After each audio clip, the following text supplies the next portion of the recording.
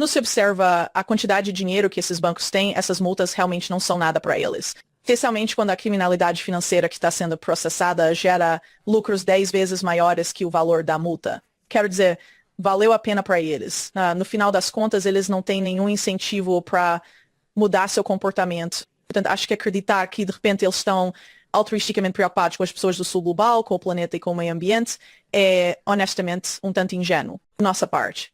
E acho que deveríamos considerar que talvez isso seja um motivo diferente. Nesta discussão, o Whitney mergulha nas implicações escondidas da tokenização de recursos naturais, também das políticas de exploração económica nos países em desenvolvimento, usando dívidas e como se preparar para uma crise económica. Antes de entrarmos nessa discussão, não se esqueça de esmagar o botão de curtir, subscrever para ser avisado dos vídeos diários aqui no canal. Vamos lá. Bem, tudo bem. Vejamos o caso do programa Green Plus, que alega que vai transformar em créditos de carbono áreas protegidas em toda a América Latina. Portanto, nesses casos, os créditos de carbono não são dados aos moradores ou aos governos locais para que negociem e ganhem dinheiro com eles e os devolvam às suas comunidades. Eles passam por terceiros que não estão sediados nesses países e o dinheiro para as pessoas de lá vai para um fundo específico que não é administrado por nenhuma pessoa que vive lá. É gerenciado por... Bem, eles não foram realmente abertos sobre isso, mas um cara de uma das maiores seguradoras do mundo é ostensivamente o chefe. E eles decidiriam quando haveria determinadas alocações desse dinheiro, e esse dinheiro só pode ser gasto em projetos aprovados por esse grupo específico que administra o Green Plus e que, novamente, não está sediado na América Latina. Portanto, nesse caso, você está, de certa forma, escolhendo como o dinheiro pode ser gasto. Você está apresentando publicamente o projeto como sendo por benefício do meio ambiente e por benefício da população local. Mas, na realidade, você está decidindo o que eles podem ou não financiar. Algumas das coisas que seus parceiros e outros estão vinculados a muitos dos mesmos oligarcas estrangeiros, como a Fundação Rockefeller ou a Fundação Gates ou entidades desse tipo que remontam algumas dessas famílias muito ricas. Em última análise, são iniciativas dirigidas por ONGs que essas organizações financiam, o que, em última análise, não necessariamente trabalham para os melhores interesses das pessoas locais que estão dispostas a ceder essas áreas protegidas, supostamente para protegê-las, gerando créditos de carbono. Mas os créditos de carbono serão comercializados por pessoas no exterior. E as decisões sobre como esse dinheiro será gasto estão sendo tomadas por pessoas que estão no exterior, e não pelos habitantes locais. Portanto, parece uma forma de enquadrar um projeto que vai gerar muito dinheiro para certas pessoas em termos muito diferentes do que realmente vai acontecer. Parece mais uma forma de privar os habitantes locais de seus direitos do que de capacitá-los, mas está sendo apresentado como uma necessidade planetária por causa de toda a questão da mudança climática. Certo, portanto, temos que agir agora para fazer essas coisas. Portanto, há essa pressão sendo exercida por meio dessa retórica sobre as pessoas para que cumpram esse tipo de coisas, especialmente na América Latina. E o grupo específico que mencionei anteriormente e que está fazendo isso na Amazônia, chamado One Amazon, firmou acordos contratuais com essa comunidade indígena chamada Shuar, creio eu, que vive na Amazônia. E isso foi apresentado a eles como sendo ótimo. Depois eles realmente leram o contrato depois de assiná-lo e perceberam que ele favorecia drasticamente uma Amazônia em detrimento de seus interesses. Então, votaram pelo cancelamento do acordo. Tanto esses caras têm um histórico, pelo menos esses atores que mencionei, de entrar e enquadrar suas coisas, fazer um discurso de vendas para os habitantes locais de que isso será ótimo para eles. E quando isso não acontece na prática, os habitantes locais estão tentando se livrar disso. Portanto, isso deve lhe dizer muito sobre o que está acontecendo aqui. Acho que muitos dos poderes que estão afetando esse tipo de agenda de capital natural no momento são instituições inerentemente predatórias. Portanto, acredito que o interesse deles está na exploração, algo que aconteceu historicamente com a América Latina, tanto na era colonial quanto na pós-colonial. Eu penso que essa pode ser uma maneira mais criativa de apresentar o mesmo jogo, mas com aparência diferente.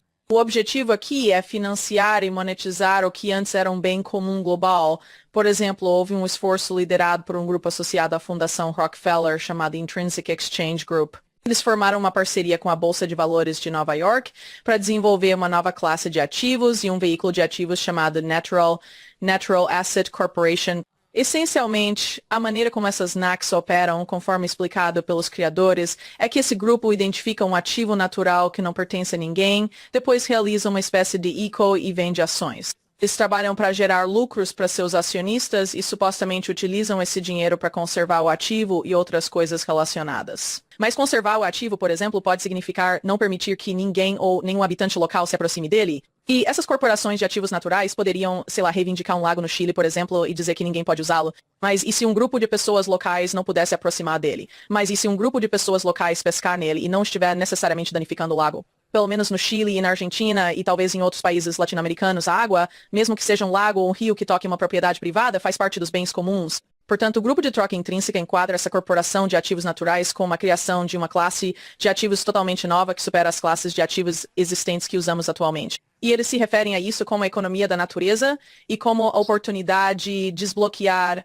a economia da natureza. Portanto, trata-se realmente de uma forma de criar essa enorme, na minha opinião, classe de ativos maciços que permitirá que eles continuem a fazer o que é realmente o cassino do Wall Street. Permita que isso continue. Permitam que eles continuem com seu mau comportamento na nova era, mas vão simplesmente se apropriar de características naturais e criar essas corporações em torno delas e usá-las, essencialmente. Como quiserem. Porque, em teoria, você poderia ter uma corporação de ativos naturais. E por meio de todos esses mercados de carbono e de todos esses outros mecanismos que estão sendo criados, você pode comprar compensações ou outras coisas para justificar o que quiser fazer com qualquer tipo de terra. Você se apropria e enquadra, sabe, todo esse sistema como benéfico ao meio ambiente, mas na verdade não acho que seja isso. Porque muitas dessas coisas de capital natural foram desenvolvidas pelo JP Morgan ou por pessoas como Mark Carney, que foi ex-banqueiro do presidente do Banco da Inglaterra, presidente do Banco do Canadá e também ajudou a encobrir o escândalo de lavagem de dinheiro do cartel de drogas do HSBC, entre outras coisas. E esse é o tipo de pessoa que está projetando esses sistemas de desenvolvimento sustentáveis. Mas muito disso, isso envolve políticas de dívida relacionadas às economias do sul global, essa ideia nos objetivos de desenvolvimento sustentável, de ter níveis de dívida sustentáveis e todas essas coisas e como a dívida é uma parte importante do financiamento dos objetivos de desenvolvimento sustentável e como muitas dessas ideias de financiarização da natureza, eles dizem que isso dará valor monetário à natureza, mas também permite que a natureza seja transformada em instrumentos financeiros que nas mãos dessas instituições financeiras predatórias poderiam se tornar basicamente alimento para seus cassinos no final do dia. E acho que isso não é uma coisa boa. Portanto, acho que deveríamos analisar o histórico dessas instituições e não necessariamente acreditar no que elas dizem sobre o fato disso ser bom para o meio ambiente e o que quer que. Não acho que esse seja necessariamente o caso. Se você observar grupos como a Nature Conservancy, por exemplo, que são pioneiros nesse campo, eles estão intimamente ligados a Wall Street há muito, muito tempo. Henry Paulson, que mencionei anteriormente, o ex-funcionário do Goldman Sachs, que era chefe do Departamento do Tesouro quando começou o crash de 2008, foi presidente da Nature Conservancy por muito tempo. E eles têm muito envolvimento com o pessoal do JP Morgan, que são pioneiros em toda essa ideia de troca de dívida por natureza, na qual, se os países implementarem planos os projetos de conservação da natureza atuais para o gerenciamento de terras, por exemplo, eles poderão reestruturar parte de sua dívida e tudo isso eu diria que é uma forma de usar a enorme carga de dívida que a América Latina tem sido sobrecarregada por meio de seus relacionamentos com entidades como o FMI ou a Banco Mundial, uma forma de oferecer a eles uma saída, entre aspas, mas isso não é necessariamente uma saída. É uma espécie de entrada nesse novo jogo, acho que podemos dizer assim. Portanto, estou um pouco preocupado com isso nesse sentido. E também me preocupo com o fato de que muitas dessas mesmas entidades, se você for transformar o mundo natural em uma mercadoria, muitos desses bancos envolvidos, como o JP Morgan, por exemplo, têm um histórico de manipulação de commodities e de envolvimento em uma série de crimes financeiros, pelos quais nunca foram responsabilizados, além de talvez umas multas multimilionárias. Como acabamos de ouvir o Whitney Webb, o processo de transformar recursos naturais em tokens traz muitos riscos, especialmente quando olhamos para a dívida que pode ser usada para controlar países inteiros. Estas decisões financeiras não afetam apenas os governos, mas também afetam as pessoas comuns como nós. Agora vamos nos aprofundar um pouco mais em como é que estes movimentos económicos podem potencialmente desencadear uma crise financeira global, levando assim à instabilidade tanto para indivíduos como para economias inteiras. Whitney Webb explica como é que esse sistema pode ser manipulado e como podemos tomar medidas simples e inteligentes para nos prepararmos financeiramente, seja construindo uma rede de segurança ou nos tornando mais conscientes dos perigos ocultos no nosso sistema financeiro global. Eu sei, há muito que podemos fazer para nos proteger. Então, agora vamos ouvir o que é que o Whitney Webb tem para dizer sobre como nos manter preparados diante destes desafios. Acho que, honestamente, o que isso diz mais do que qualquer outra coisa é que a maioria dos seres humanos são boas pessoas, mas também são muito confiantes. Eles têm confiado demais em pessoas que, a esta altura, já temos informações suficientes nos livros para saber que muitas das pessoas com poder extremo em nosso mundo atual não são nada confiáveis. Mas continuamos confiando nelas. E acho que isso é muito problemático. E acho que o fato de muitos desses atores serem muito históricos e terem feito coisas muito obscuras, acho que muitas pessoas preferem não pensar nisso, preferem bloqueá-la e simplesmente não interagir com ela, continuando a viver suas vidas completamente divorciadas desse mundo. Mas infelizmente esse mundo está tendo agora mais do que nunca um efeito cada vez maior sobre nossos meios de subsistência reais e potencialmente tentando nos levar a esse tipo de novo paradigma neofeudal que mencionei anteriormente. Portanto, acho que as pessoas precisam confiar muito menos nessas pessoas em particular e nas frentes ou nos políticos que são lançados para vender essas agendas para nós. E que precisamos confiar mais nas pessoas de nossas comunidades, em nossos grupos de amigos, em nossas famílias que sabemos que são boas e construir comunidades locais resilientes com elas. Porque, sabe, se você, como eu e você, está preocupado com uma crise econômica que está por vir, é muito improvável. Se olharmos para os precedentes históricos, veremos que o governo realmente fará algo para salvá-lo ou que Wall Street fará algo para salvá-lo. É muito mais provável que você tenha que se preocupar com o que está acontecendo. É muito mais provável que você esteja numa posição melhor para enfrentar essa crise.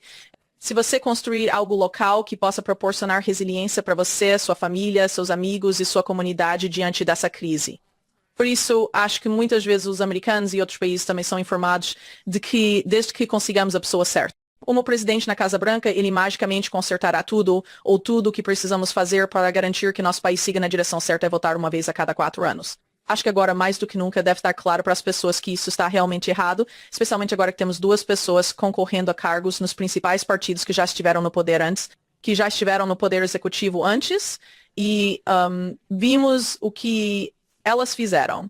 E acho que as pessoas deveriam se concentrar muito mais em agendas políticas em vez de apenas retórica. Porque, no final das contas, a maioria dos políticos, quando fazem campanha, é um discurso de vendas. E muitas dessas pessoas não cumprem suas promessas quando assumem o cargo. E isso é verdade tanto para Trump quanto para o grupo de Biden e Kamala. Acho que as pessoas precisam assumir mais responsabilidade individual por suas vidas e parar de esperar que algum tipo de salvador chegue magicamente à Casa Branca para tornar tudo melhor. Portanto, acho que fomos levados a acreditar, mais uma vez, por sermos muito confiantes que não temos nenhuma agência para melhorar as coisas. Acho que temos sim, e há muito mais de nós do que deles, e o poder está nos números, e se as pessoas se organizassem em nível local, começando por garantir que seus amigos e familiares sejam bem cuidados, porque especialmente se você prevê que as coisas vão ficar muito loucas, o que parece cada vez mais provável, seja no sentido econômico ou social, garantir que você tenha algum tipo de estabilidade ou rede para se apoiar é muito, muito, muito, muito importante. Nesta conversa, Whitney Webb esclarece os sérios impactos financeiros de transformar recursos naturais em ativos e como a manipulação da dívida influencia o controle económico global. Gostaríamos muito de ouvir a sua opinião sobre 2 questões. O que é que você acha da ideia de tokenizar a natureza? Você acredita que isto pode ajudar ou prejudicar a economia global? E mais importante, você está pessoalmente preparado para que as potenciais mudanças financeiras que podem estar por vir? Compartilhe as suas ideias connosco nos comentários em baixo. Obrigado por sintonizar aqui no Mentes Milionárias. O meu nome é Rui Divino. Se gostou deste vídeo, esmaga o botão de curtir, inscreva-se, comente, compartilhe e assim a receber mais conteúdo envolvente sobre as tecnologias descentralizadas. Amanhã cá estarei para mais um vídeo e até lá tenham o resto do dia fantástico. Tchau, tchau.